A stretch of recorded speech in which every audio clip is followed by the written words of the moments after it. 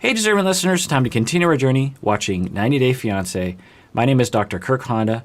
I'm a therapist and a professor and a YouTuber, and when I watch this show, I often have things coming flying out of my face. Let's see if anything comes flying out of my face as I watch the show. Well, I don't want to talk more about the beach. Maybe you should stay here. Stop! I do feel guilty that I didn't tell Jess that Vanessa is at home babysitting the cats, but at the same time, Jess gets really jealous, and I just didn't want to fight with her. Okay, so in the interview away from the fight, they usually have a little bit more differentiation, so he exhibited that a little bit. He says, I feel guilty for lying to her, but she gets so jealous, and so what, she deserved to be lied to? That's what you're saying? That she gets so jealous she deserves to be lied to. It's not a good policy. It's a definite recipe for disaster. So, like, if you want to make a jealous person more jealous, lie to them. And Jess is starting to lose it. I know I lied to her, but right now, Vanessa, she's just a good friend. So this puts a lot of things into question with Larissa, with what we saw on the TV show, which is, as I always say, one, the cast members choose what to show the TV crew, and then the TV show chooses what to show us. I hope everyone understands that, right? That the cast members know they're being filmed, and a lot of things happen away from the cameras. Two, the producers of the show probably have 10, 20, 100 times more footage than we're being seen, and they edit it down, and sometimes they noticeably flip things around because they're trying to tell a story that's entertaining so that they can sell ads, in the same way that I'm trying to make an interesting reaction video so I can sell ads on YouTube. You know, so I'm not accusing someone of something that I'm not doing. I always like to do that. If I accuse someone of something, or I want to make sure that I'm not a hypocrite in that situation. Anyway, so we all understand that, but as I watch this, it just makes me wonder what was happening that was left on the cutting room floor of the TV show. You know, what did they edit out with Larissa, or what happened away from the cameras? Because Larissa was much more reactive in my watching of it. Larissa, when she was upset, she was very, very upset, right? Jess, when she gets upset, she gets upset, I would say, within a sort of a normal range, at least what we've been seeing here. And the other thing is the TV show is showing us, or the cast members, Colt and Debbie, are showing us a lot more of what their thought processes have been like. And so it really just makes me question everything that I've been watching with Colt and Larissa. You know, what was Colt doing similar things to Larissa that we just had no idea? I mean, Larissa was saying things, and I had all these questions. Like these huge questions I had with Larissa was, she got into the van with the production crew and she was like, I'm afraid for myself, and so I need to have an interview with the producers away from them because I don't feel safe. And then they just sort of ended the interview. And I'm like, what does she not feel safe about? Why does she not feel safe? Someone needs to go in there and talk with, if she's going to say that, someone has to talk with her. Why don't you feel safe? What's going on? Let's help you to feel safe. And then the season just sort of plowed forward, and she stayed in the home, and she seemed like everything was fine on the anyway. So it just throws everything into question for me, that in that moment where Jess is like, wait, you've been lying to me this whole time, and then the two of them gang up on her and call her names, and she's not flipping out, you notice, like she's just like listening, angry and hurt and ganged up on, and she's just like, all right, peace out. So it puts into sharp contrast what Debbie and Colt were doing and their attitudes and the way that they see the world. And I've been nothing but faithful to Jess. I can't help but think back to Larissa and I just can't believe all this is happening again. Okay, fine. You've been faithful, but you lied to her, and she just discovered the lie. Like, how is that not what you see? You lied. A kindergartner watching the show would see that. They'd be like, but Colt, you lied. I was taught that was wrong. Like, yes.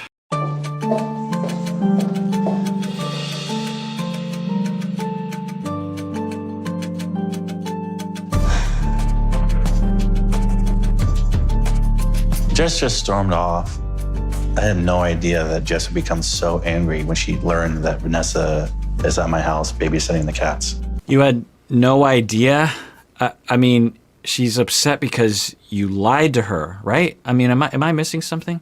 She's upset because you lied, and then you and your mom proceeded to put her down for having an emotion about being lied to about that. I'm sorry, I didn't know. I really did not know that she did not approve of Vanessa. I just did not think about it. I didn't know. I feel like I'm always walking on eggshells, and I feel very paranoid. That's interesting. I'm always looking for stuff like that. So there's a possibility, I don't know, that Colt was traumatized growing up in some way, shape, or form. And he has a constant feeling of walking on eggshells regardless of who he's with relationally. So in any relationship he's in, he has terror. Basically what happens is that when you're terrorized as you're growing up, you learn at very young, say 1, 2, 3, 4, or 5 years old, that it's better to assume, and you do this neurologically, it's subconscious, it's not a conscious choice, but you learn it's better to assume that danger is around every corner because it usually is. And then you retain that assumption in your personality. It's this automatic reaction when you're an adult, even though danger isn't around the corner.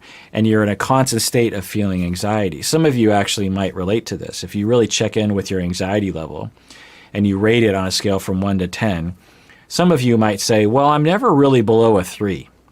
And there's two different reactions that I'll get from that. One is just like, I'm ashamed of myself, like I can't calm down, which is unfair to the self, to shame the self. You feel that way because probably of trauma.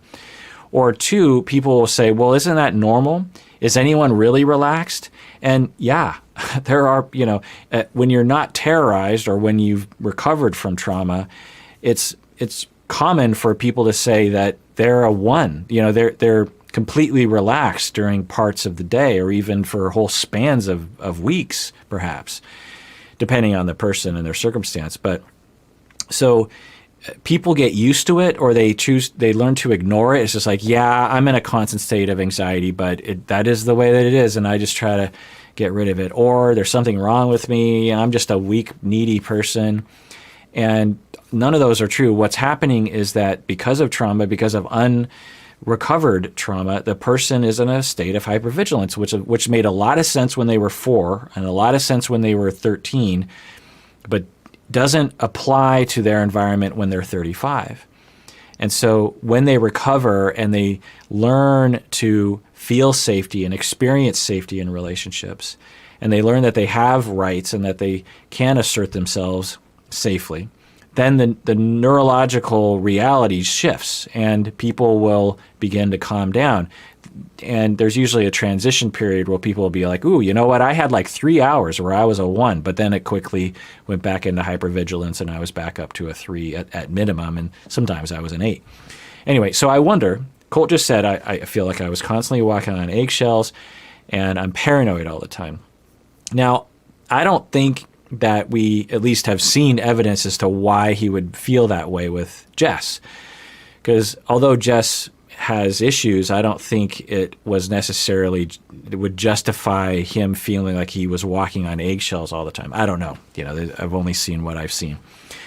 So it just makes me wonder if he has complex PTSD or something along those lines, or a mild case of it, such that he is so worried all the time and he's in such anxiety that he lies and does all these other things and accuses other people to try to avoid enacting what he's afraid of. So as an analogy, imagine you're 8 years old and you were asked by your parents to take out the garbage or to clean the bathroom. And your father says, you need to clean the bathroom, and I need you to clean everything, and I need you to clean the toilet, and I need you to clean, And you're like, okay, and you go in there, and you don't really want to do it, and you clean it, but you don't really put in that much work because you're just like, I don't want to do it. And then you come out, and later your father comes home and comes into the bathroom and looks and says the toilet is still kind of dirty. Father comes out, and your father is very emotionally or physically abusive to you, and you're terrified of him. And he comes up to you and he says, I told you to clean the bathroom. What happened here? Well, you could understand a situation where an 8-year-old child would say, I did clean everything, but sister messed it up. Sister went in there and she got it more dirty. It's all her fault. So that's a lie.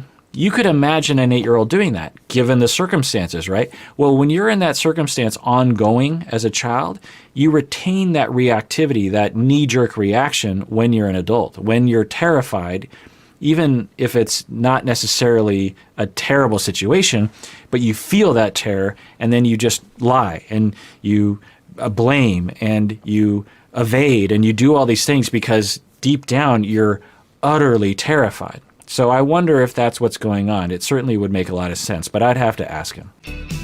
Hey, deserving listeners, as you know, I'm constantly recommending that people go to therapy. We all need therapy from time to time. One of the options available that is definitely worth checking out is BetterHelp.com. So if you're looking for a therapist, I would give it a try by going to BetterHelp.com/Kirk. Make sure you use the /Kirk because you get 10% off your first month and it helps us out. I get a lot of emails from you saying that you're looking for a therapist. As you watch these videos, I know many of you have been motivated to find your own therapist, but I know it can be really hard to find a good one to work with. Like I said, one of the options available to try is BetterHelp.com/Kirk. And you should know that this service is available to clients worldwide, which is amazing. I've been told that you can start communicating with your therapist in under 24 hours. You can message with your counselor anytime. Plus, you can schedule weekly video or phone sessions. And I've been told that it's often less expensive than in-person therapy. So go to BetterHelp.com/Kirk to get 10% off your first month of therapy today. But I think he's realizing that maybe he made a mistake. You guys are friends. You're really good friends, and I don't understand why she can't accept that. I don't know. You don't tell people who they can and cannot be friends with. Yeah. You don't want that, Colt. And if she can't handle someone that you say is a friend, it's a warning sign. This is just so weird, I have to say. It's like a very eerie situation to me. Started with jealousy. She isolated me from my friends, people I knew, people I loved, especially female. Don't you think that's what she's going to do? You know what's going to happen. I don't think it's going to be just Vanessa. I think it's anybody that you have anything to do with in your life. I don't know. I don't know anything.